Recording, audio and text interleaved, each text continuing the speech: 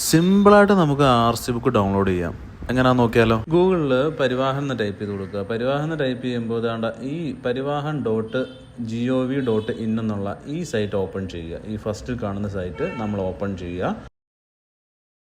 Open ചെയ്യുന്ന സമയത്ത് നമുക്ക് ഇങ്ങനെ ഒരു വിൻഡോ വരും. ഈ വിൻഡോ ഒന്ന് ജസ്റ്റ് ഒന്ന് ക്ലോസ് ചെയ്യുക.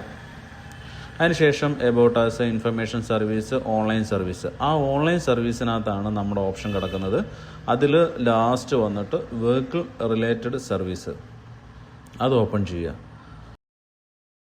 RC ബുക്കിന് വേണ്ടിയിട്ട് നമ്മൾ ആ ഒരു ഓപ്ഷനാണ് സെലക്ട് ചെയ്യേണ്ടത്. അതിനുശേഷം നമ്മൾ സ്റ്റേറ്റ് ഏതാണോ സ്റ്റേറ്റ് സെലക്ട് ചെയ്ത് കൊടുക്കുക. കേരള സെലക്ട് ചെയ്തു. കേരള സെലക്ട് ചെയ്തതിന് ശേഷം ഇങ്ങനൊരു വിൻഡോ വരും. അത് ക്ലോസ് ചെയ്യുക. ക്ലോസ് ചെയ്തതിന് ശേഷം ഇടത്തെ സൈഡിലായിട്ട് നമുക്ക് സെലക്ട് RTO എന്നൊരു ഓപ്ഷൻ കിടപ്പുണ്ട്. ആ സെലക്ട് RTOയിൽ നമ്മുടെ RTO ഏതാണോ സെലക്ട് ചെയ്യുക. നമ്മുടേത് മാവേലിക്കരയാണ്, KL 31 ആണ്. അത് സെലക്ട് ചെയ്ത് പ്രൊസീഡ് കൊടുത്തു. പ്രൊസീഡ് കൊടുത്തതിന് ശേഷം വീണ്ടും ഒരു വിൻഡോ ഓപ്പൺ ചെയ്ത് വരും. അതും പ്രൊസീഡ് കൊടുക്കുക. അത് കൊടുത്തതിന് ശേഷം നമ്മൾ ഏതാണ്ട് മുകളിലായിട്ട് ഡൗൺലോഡ് ഡോക്യുമെൻ്റ് എന്നൊരു ഓപ്ഷൻ ഉണ്ട്. അതിൽ മൂന്നാമത്തെ ഓപ്ഷനായ പ്രിൻ്റ് രജിസ്ട്രേഷൻ സർട്ടിഫിക്കറ്റ്, അതിലാണ് RC ബുക്ക് ഉള്ളത്. അത് ക്ലിക്ക് ചെയ്യുക. അത് നമ്മൾ ക്ലിക്ക് ചെയ്യുന്ന സമയത്ത് നമ്മുടെ രജിസ്ട്രേഷൻ നമ്പർ, വണ്ടിയുടെ രജിസ്ട്രേഷൻ നമ്പർ, അതുപോലെ ചേസ് നമ്പറും എൻ്റർ ചെയ്യുക. ചേസ് നമ്പറിൻ്റെ ലാസ്റ്റ് 5 ഡിജിറ്റാണ് എൻ്റർ ചെയ്യേണ്ടത്. എന്നിട്ട് വാലിഡേറ്റ് ഇൻഫർമേഷൻ എന്നുള്ള ഓപ്ഷൻ, ആ വലത്തേ സൈഡിൽ കിടക്കുന്ന ആ ഓപ്ഷൻ ഒന്ന് ജസ്റ്റ് ഒന്ന് ക്ലിക്ക് ചെയ്യുക.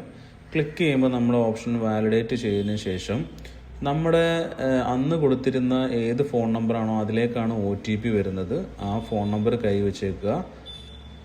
കൈവച്ചതിന് ശേഷം ആ OTP വന്നതിന് ശേഷം മാത്രമേ, അത് എൻ്റർ ചെയ്ത് കൊടുത്തതിന് ശേഷം മാത്രമേ നമുക്ക് നെക്സ്റ്റ് സ്റ്റെപ്പിലേക്ക് കിടക്കാൻ സാധിക്കത്തുള്ളൂ. അപ്പം അതിൽ നിങ്ങളുടെ ലാസ്റ്റ് ആ നമ്പറിൻ്റെ ലാസ്റ്റ് ഡിജിറ്റ് കാണിക്കും. അത് ജസ്റ്റ് ജനറേറ്റ് OTP കൊടുക്കുക. ഈ വിൻഡോ ഒന്ന് ജസ്റ്റ് ഒന്ന് ക്ലോസ് ചെയ്യുക. നിങ്ങൾക്ക് OTP വരും. അത് എൻ്റർ ചെയ്ത് ഷോ ഡീറ്റെയിൽ കൊടുക്കുമ്പോൾ തന്നെ നമുക്കത് ഡൗൺലോഡ് ആവും.